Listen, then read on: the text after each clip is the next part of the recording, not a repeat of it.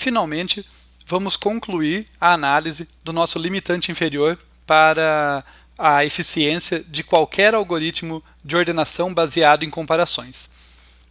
E para isso, a gente vai usar o princípio da casa dos pombos. E sim, esse é o nome dele na literatura. Tá? Para alegrar nosso dia, um princípio aí com um nome bastante lúdico. E a intuição dele a definição dele, mas melhor dizendo, é que se eu tiver n mais 1 pombos, né, imagine que eu estou numa situação em que eu tenho n mais 1 pombos e tem as casinhas dos pombos, mas eu só tenho n casas. Se for esse o caso, então com certeza, ao menos uma casa vai conter 2 ou mais pombos. Tá, é um princípio muito simples, mas é relevante. Tá? Às vezes tem princípios muito básicos, até por isso chama princípio, mas que apresentá-los formalmente ajuda a gente a ver oportunidades ali na hora de fazer uma análise, de fazer uma comparação. Então, esse princípio se eu tenho mais pombos do que casas, alguma casa vai ter 2 ou mais pombos. Como que isso se traduz para o nosso problema? Tá? Lembrem que eu tenho permutações distintas, dado um vetor qualquer de tamanho n, eu tenho n fatorial permutações distintas que esse vetor pode pertencer. Né, que os elementos desse vetor podem corresponder. Então, quando eu passo para um algoritmo de ordenação um vetor de tamanho n, ele está na situação de falar, nossa, qual das n fatoriais permutações distintas que eu tenho em mãos? Porque para cada uma delas eu vou ter um comportamento diferente, vou ter que mover os elementos de um modo diferente para ordenar. Tá? Então, esses são os meus pombos. São esses carinhas que eu tenho que conseguir identificar corretamente, eu tenho que conseguir casar eles, né? Eu tenho que ter uma casinha para cada um deles, eu tenho que conseguir determinar corretamente cada um deles, mandar cada um deles para a casa adequada. E quando eu faço uma comparação, a cada comparação eu vou adquirindo mais informações sobre as minhas sequências, eu vou conseguindo identificar corretamente ali mais sequências. Como que cresce isso? A gente já analisou que cresce, na melhor das hipóteses, como 2 elevado a k, sendo k o número de comparações. Né? Então cresce como uma exponencial de base 2, o número de sequências que eu consigo determinar com k comparações. Essas são as nossas casas. Tá? Se eu fizer as k comparações mais espertas possíveis, as melhores perguntas, porque eu posso gastar comparações inúteis, mas pensa que o melhor algoritmo, já que é um limitante inferior, eu estou supondo o melhor algoritmo, se ele fizer as k melhores perguntas, ele vai conseguir identificar 2 elevado a k sequências. Essas são as casinhas dos pombos. Tá? Por quê? Porque no fim, se eu tiver 2 sequências diferentes que eu identifiquei igual, ou seja, que terminaram na mesma casa, o meu algoritmo vai ter um comportamento errado para pelo menos uma delas, e daí o meu algoritmo não está correto. Então, supondo que o meu algoritmo seja correto, ele vai precisar produzir, a partir das comparações dele, pelo menos n fatorial casas. Tá? E é isso que eu vou completar aqui para vocês as informações, né? Comparando aquelas duas grandezas. Né? Se houverem mais pombos do que casas, ou seja, se o número de pombos nossos, a n fatorial sequências, for maior, estritamente maior, do que as 2 elevado a k sequências que eu consigo discernir com k comparações, então o algoritmo está incorreto. Ele não, tem pelo menos 2 sequências na mesma casa, 2 sequências que ele não vai conseguir discernir. Assim, a condição necessária para que o meu algoritmo consiga ordenar corretamente é que o número de casas, as 2 elevado a k lá, seja maior ou igual que n fatorial. E aí é só fazer a comparação e resolver. Aqui eu vou ter que lançar mão de um truquezinho matemático, interessante para apresentar para vocês, porque eu não sei resolver diretamente a comparação entre 2 elevado a k e n fatorial. Tá? Quando eu vejo 2 elevado a k e eu quero saber que k é esse, qual é o número mínimo de comparações que eu preciso para ordenar qualquer vetor de tamanho n, a minha intuição eu quero jogar log aí, né? Eu tenho 2 elevado a k, se eu jogar log, ele cai fora. Mas eu não sei resolver log de n fatorial. Então eu vou usar um limitante inferior. Tá? Eu vou modificar o n fatorial, vou trocar ele por um limitante inferior, que é mais bem comportado, tá? Que eu consigo manipular ali com uma função logarítmica. Que limitante inferior é esse? Vamos expandir o n fatorial aqui. Tá? N fatorial é igual a n vezes n menos 1, vezes n menos 2, assim por diante. E normalmente a gente terminaria lá no fundo falando assim, vezes 3, vezes 2, vezes 1. Mas eu vou destacar uma parte aqui no meio da sequência, quando ele está próximo da metade. Vamos supor que n é par aqui, tá, gente? Só para evitar arredondamento, mas funciona igualmente se ele não for. Só suponho que a minha divisão é inteira.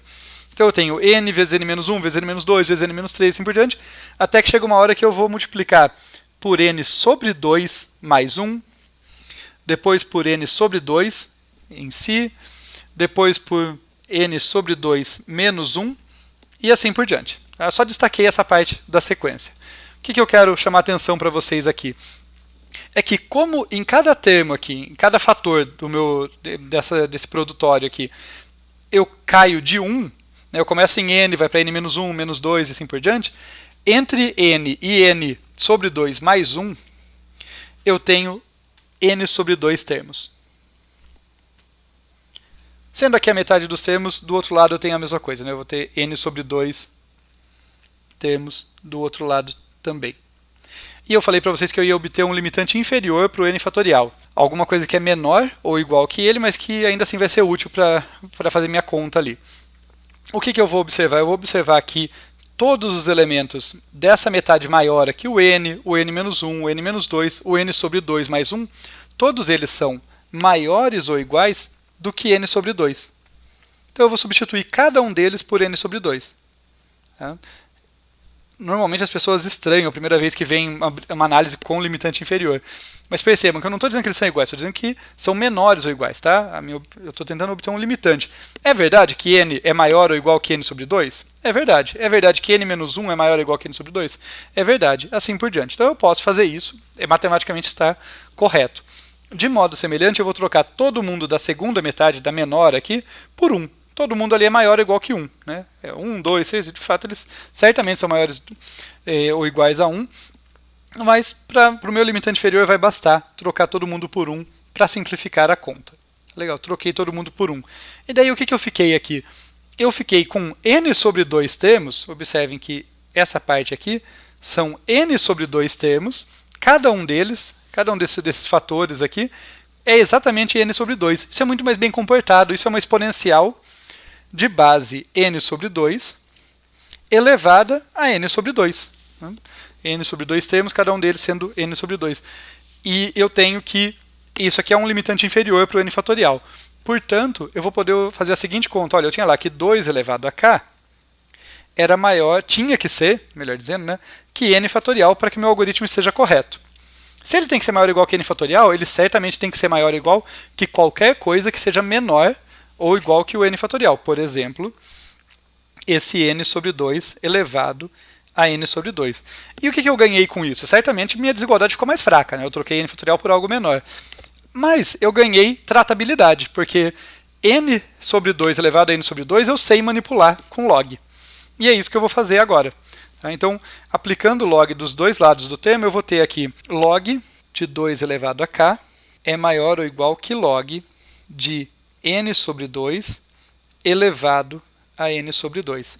Daí o log vai simplificar as duas expressões. Tá? Isso aqui vai implicar log base 2 de 2 elevado a k é exatamente k, que tem que ser maior ou igual que log de n sobre 2 elevado a n sobre 2, o expoente passa multiplicando. Né? Então k vai ter que ser maior ou igual que n sobre 2 vezes log de n sobre 2. E isso aqui significa que k é ômega de n log n. O que significa isso? Tá? Vou até definir mais formalmente aqui para você, deixei até um espacinho para escrever. Ômega de uma certa função qualquer aqui significa pelo menos da ordem daquela função. Pelo menos da ordem, deixa eu puxar aqui, de f de n. Então vamos ler isso aqui. O que eu estou dizendo, esse aqui é a ômega, só para ficar claro para vocês, vou destacar essa expressão, é a contraparte, é o complementar da notação azão. É quando eu digo que alguma função ela cresce no máximo tão rápido quanto n log n, por exemplo, eu estou dizendo que há menos de constantes, né? Então pode ser que ela cresça como 5 vezes n log n, 10 vezes n log n, 1 vezes n log n, mas é no máximo ali da ordem daquele crescimento, né? Nunca maior do que aquilo, nunca vai ser um n quadrado, por exemplo.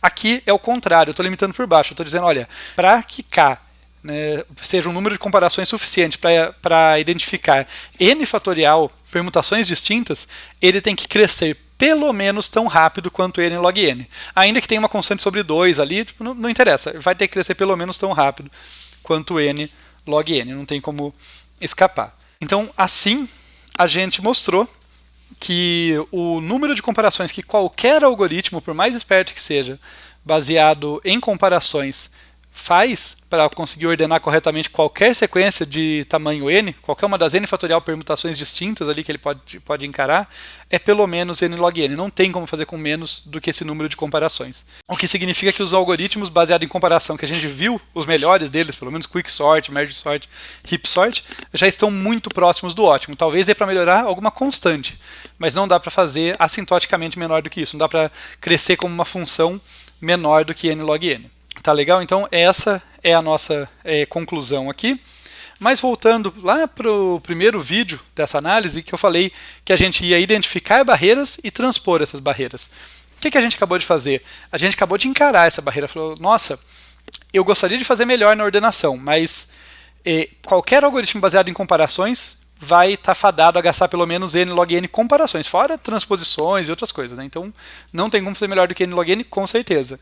Quer dizer que não dá para ordenar com menos operações do que n log n, com algo que cresça mais devagar do que isso? Depende. Se o meu algoritmo basear em comparações, não dá, foi isso que a gente mostrou. E aí que entra a parte de contornar a barreira. Em situações específicas, tá, nós vamos sair agora dos algoritmos de ordenação de propósito geral, que só precisa de uma funçãozinha que compara dois elementos, que eu citei lá no início para vocês. Nós não vamos mais aprofundar neles, a gente já viu as melhores soluções deles e elas são muito úteis, em geral, são elas que a gente usa, deixar isso claro. N log n é muito bom, com constantes baixas, esses algoritmos são muito bons na prática, quando eles são bem implementados. Dito isso, em situações específicas, eu posso lançar mão de algoritmos que não são baseados em comparação e obter comportamento linear. Tá? E é isso que a gente vai ver no final dessa aula, quando a gente falar do bucket sort, nos próximos vídeos, e de outros algoritmos como counting e radix sort.